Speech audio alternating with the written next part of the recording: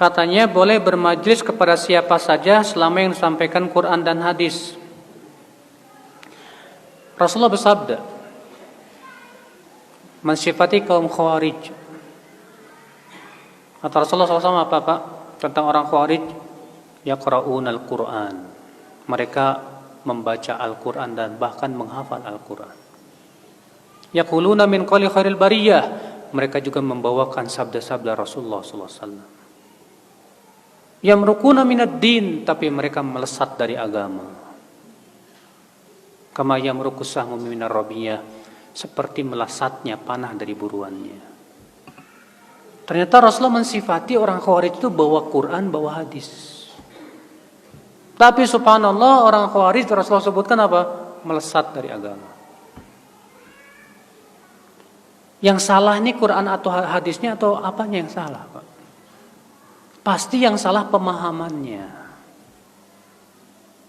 Makanya kalau ada orang berkata yang penting ustadz itu bawa Quran dan hadis, belum cukup. Kenapa? Buktinya Rasulullah mengabarkan tentang kaum Khawarij, dia bawa Quran, bawa apa? Hadis. Dan ternyata hasilnya malah melesat dari agama. Aneh. Makanya Rasulullah SAW mengingatkan dalam hadis yang lain tentang pentingnya mengikuti pemahaman siapa? Pemahaman para sahabat, para tabi'in, para tabi'ut tabi'in. Al-Quran juga mengingatkan itu. Dalam surat At-Taubah 100, was-sabiqunal awwaluna minal muhajirin wal ansar walladzina taba'uuhum bi ihsan radhiyallahu anhum wa radu'an. Dan orang-orang yang pertama kali masuk Islam dari kalangan muhajirin dan ansar, dan orang-orang yang mengikuti mereka siapa di sini? Muhajirin dan ansar. Allah ridho kepada mereka. Dan mereka pun ridho kepada Allah. Allah ridho kepada muhajirin dan ansar, dan Allah ridho kepada orang yang mengikuti muhajirin dan ansar. Berarti kebalikannya, Allah tidak ridho kepada orang yang tidak mengikuti muhajirin dan ansar. Makanya nggak jamin Pak, orang bawakan Quran dan hadis itu pemahamannya benar, nggak jamin. Bapak tahu nggak, orang liberal pun bawa Quran hadis Bapak. Orang liberal untuk mengatakan plural, semua agama sama, itu ditetapkan oleh Al-Quran kata mereka. Mereka berdalil dengan surat Al-Baqarah 62. Innal ladzina amanu wal ladzina hadu wan nasara wasabiin man amana billah wal yawmil akhir wa amilas shalihan falahum ajrum 'inda rabbihim wala khaufun 'alaihim wa lahum yahzanun. Sungguhnya orang yang beriman, Yahudi, Nasrani, Sabiin, siapa yang beriman kepada Allah dan kehidupan akhirat, surga. Tuh lihat. Jadi sebenarnya semuanya masuk surga, cuma caranya aja beda-beda. Kita katakan ini yang salah ayatnya apa pemahamannya ya? Gak mungkin yang salah ayatnya Pak, pasti pemahamannya yang salah. Makanya dari itulah ya akhi, ya, gak cukup kita katakan yang penting dia bawa Quran dan hadis.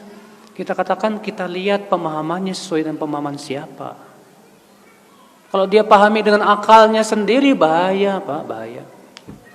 Makanya Umar bin Khattab bertanya kepada Ibnu Abbas, hai Ibnu Abbas, aku merasa heran, kata Umar bin Khattab. Heran apa ya Amirul Mukminin?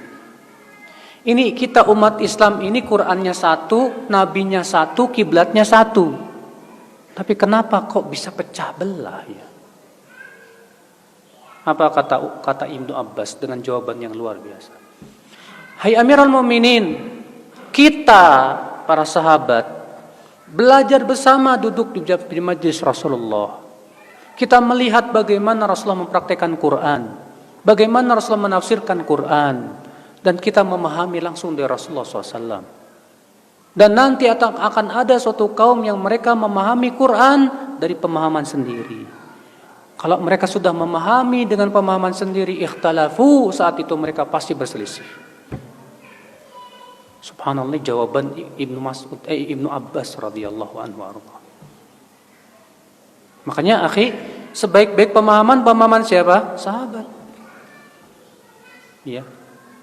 Itu yang sudah terjamin. Ya udah, kita gali pemahaman para sahabat dalam kitab-kitab para ulama banyak, alhamdulillah. Maka setiap akidah yang tidak sesuai dengan akidah sahabat wajib kita tolak. Iya. Setiap pemahaman agama, pemahaman terhadap Al-Quran dan hadis yang tidak sesuai dengan pemahaman para sahabat, wajib kita tolak. Karena itu pasti salah.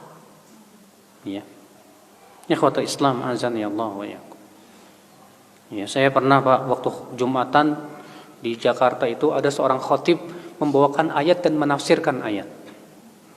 Innamat taubatu 'ala Allah lilladzina ya'maluna su'a bijahalah. Sesungguhnya taubat di sisi Allah hanyalah untuk orang yang melakukan maksiat karena kebodohan. Apa kata dia? Berarti orang yang melakukan maksiat dalam keadaan dia tidak bodoh, tidak ada taubat buat dia. Berarti kalau kamu berbuat maksiat dalam keadaan kamu tahu itu maksiat, taubatmu tidak diterima sama Allah. Ajib, saya mendengar itu aneh sekali. Saya rujuk kitab-kitab tafsir, nggak ada satupun ulama yang berpendapat seperti itu. Yang ada kita dapati pendapat para sahabat bahwa ayat ini masuk padanya orang yang berbuat maksiat baik tahu maupun tidak tahu. Bahkan orang yang berbuat maksiat dalam keadaan itu tahu itu maksiat, itu bodoh itu orang. Iya nggak? Bodoh nggak Pak? Bodoh. Sama seperti saya katakan kepada Bapak, di gelas itu ada racunnya, jangan diminum. Udah tahu ada racun diminum juga. Boleh nggak saya bilang kepada Bapak, bodoh kamu tuh. Udah tahu ada cara racun, kok diminum? Maka kita katakan kepada orang berbuat maksiat, bodoh kamu itu. Sudah tahu maksiat menjerumuskan ke neraka, kok dilakukan juga? Bodoh tidak Pak? Bodoh. Nah itulah yang akal Islam. Jadinya ngaco. Kalau memahami dengan pemahaman sendiri ngaco jadinya. Ada lagi orang bawain hadis, man mata walaysa fi unuqi bai'ah mata mitatan jahiliyah. Siapa yang meninggal dalam keadaan tidak berbaiat, matinya bangkai jahiliyah. Akhirnya apa coba? Dia bikin kelompok, bikin imam, kemudian mengatakan apa? Siapa yang enggak mau baiat sama imam saya, matinya bangkai jahiliyah. Dan di Indonesia banyak kayak gini Pak.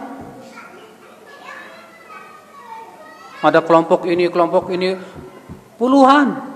Dan masing-masing dalilnya itu lagi. Yang jadi masalah pemahamannya yang benar apa yang kayak gimana ini.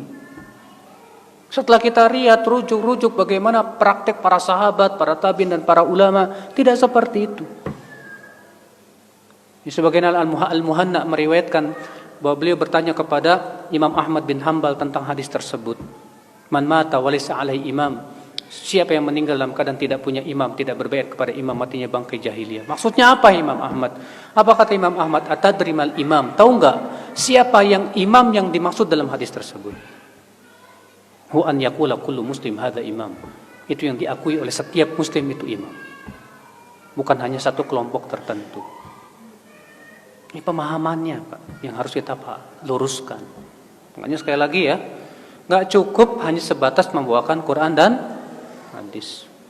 Sampai kita lihat pemahamannya sesuai nggak dengan pemahaman salafus saleh. Iya.